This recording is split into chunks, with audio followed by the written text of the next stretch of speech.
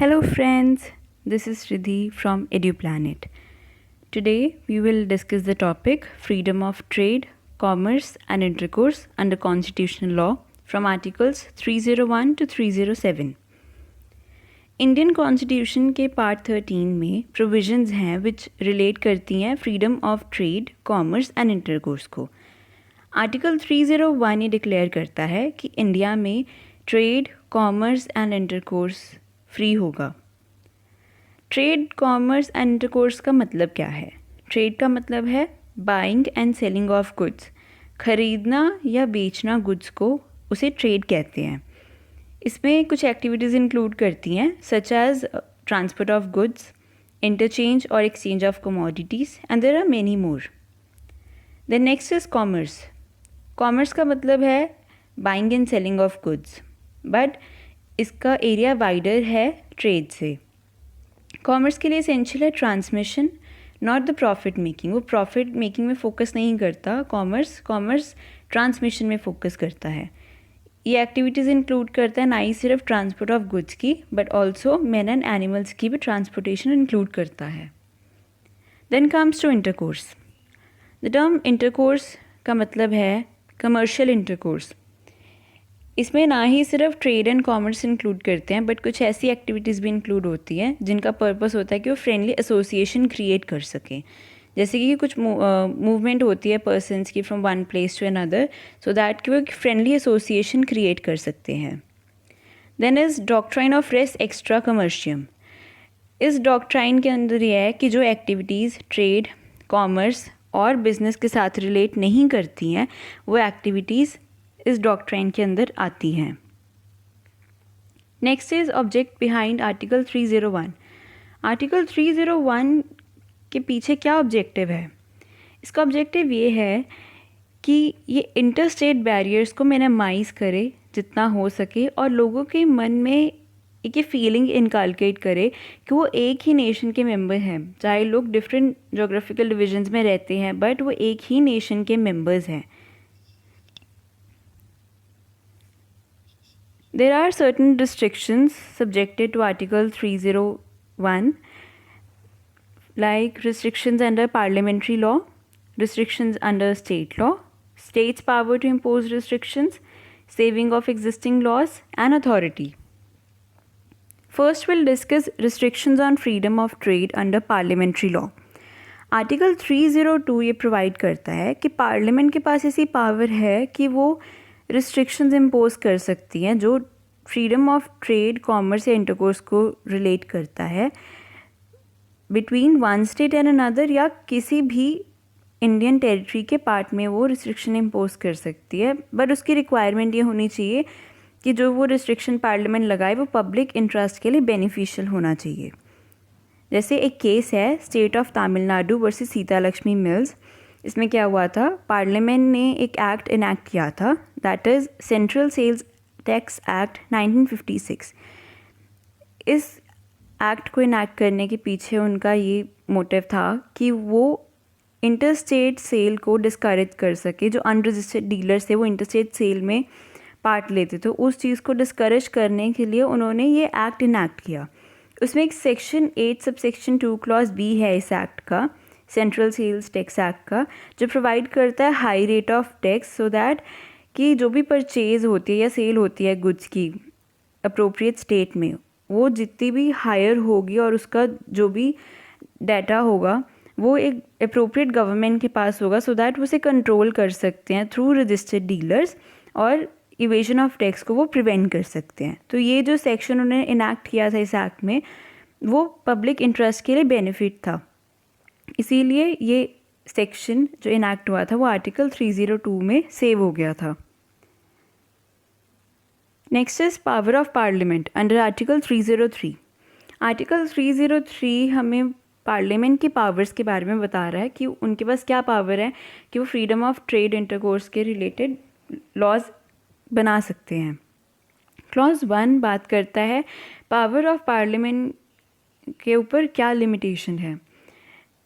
Clause 1 provides कि parliament के पास ऐसी कोई पावर नहीं है कि वो आर्टिकल 302 के अंदर कोई ऐसा लॉ बनाए जो एक स्टेट से दूसरे स्टेट में डिस्क्रिमिनेशन करे या कि वो किसी एक स्टेट को दूसरी स्टेट से ज़्यादा प्रेफर करे, तो ऐसा लॉ पार्लियामेंट नहीं बना सकती है आर्टिकल 302 के अंदर।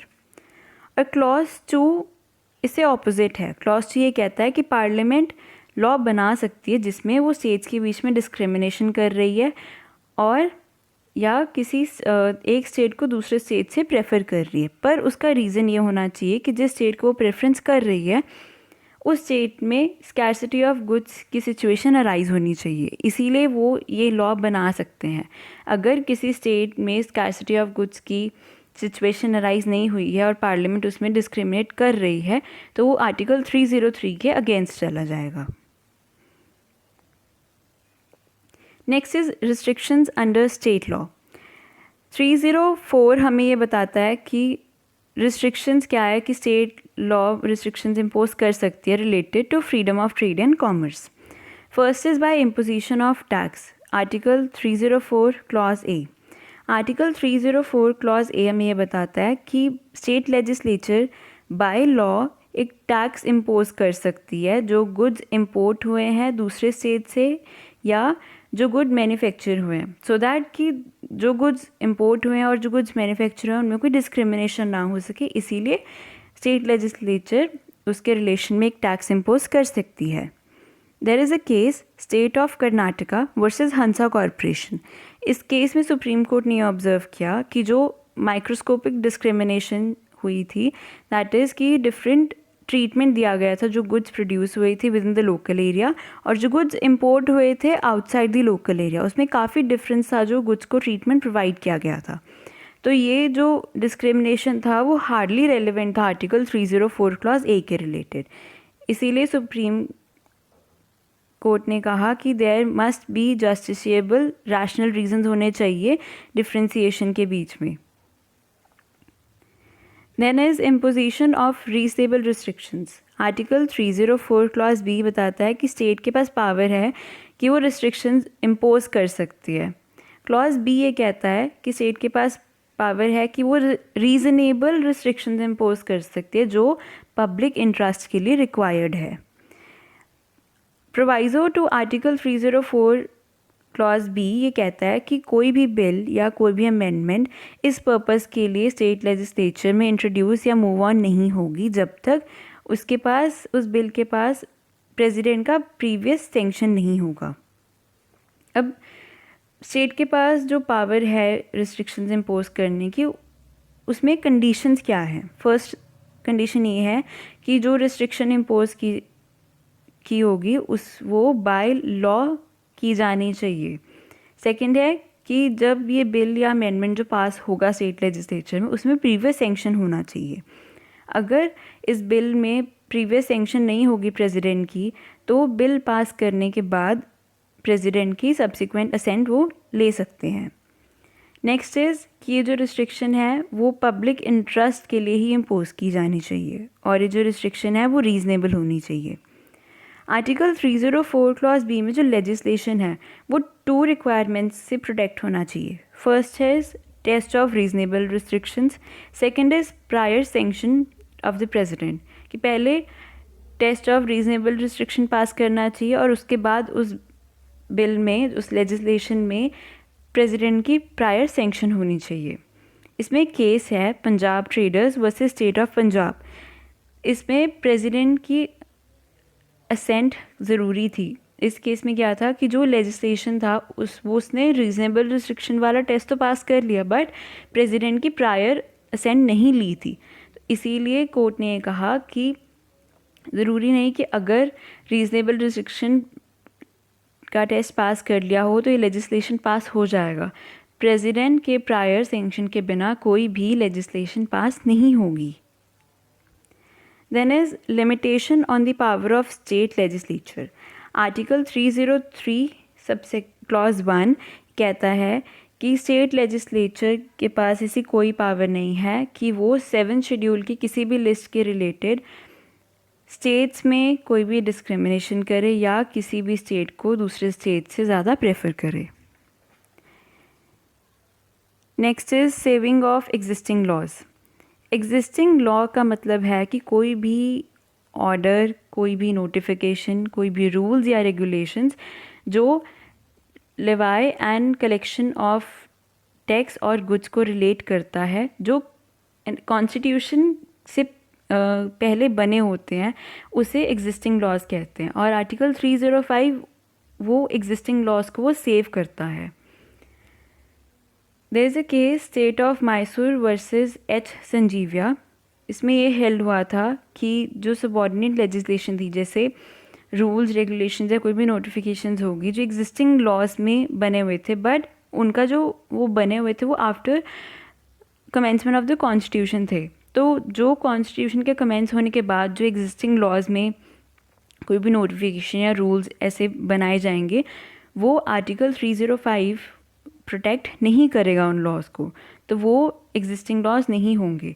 एग्जिस्टिंग लॉज वही होंगे जो कॉन्स्टिट्यूशन के कमेंस होने से पहले बनाए जाएंगे, और आर्टिकल 305 उसे सेव करेगा। Then the last topic is authority for carrying out the purposes of articles 301 to 304. Article 307 हमें ये बताता है कि ये जो पर्पसेस हैं जो आर्टिकल्स 301 से लेके 304 में ले डाउन किए गए हैं, कौन सी अथॉरिटी इस पर्पसेस को कैरी आउट कर सकती है। पार्ट 13 जो freedom of trade, commerce and intercourse को रिलेट करते हैं प्रोविजंस, उसको ड्राफ्ट करने के पीछे क्या पर्पस था।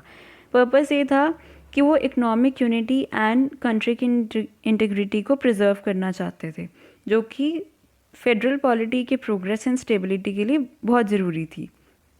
तो आर्टिकल 307 पार्लियामेंट को ये अथॉरिटी देता है कि वो बाय लॉ एक ऐसी अथॉरिटी को अपॉइंट करें जो इन पर्पसेस को कैरी आउट करने के लिए अप्रोप्रिएट हो, और उनके ऊपर कुछ ऐसे पावर्स एंड ड्यूटीज़ कॉन्फर करे जो पार्लियामेंट को लगता है कि इन पर्पसेस को कैरी आउट करने के लिए ज़रूरी है। With this we come to the end of our topic. अगर आपको मेरी वीडियो अच्छी लगी हो तो प्लीज़ लाइक करें, शेयर करें एंड सब्सक्राइब करें हमारे चैनल को, and also don't forget to press on the bell icon for more such videos. Thank you.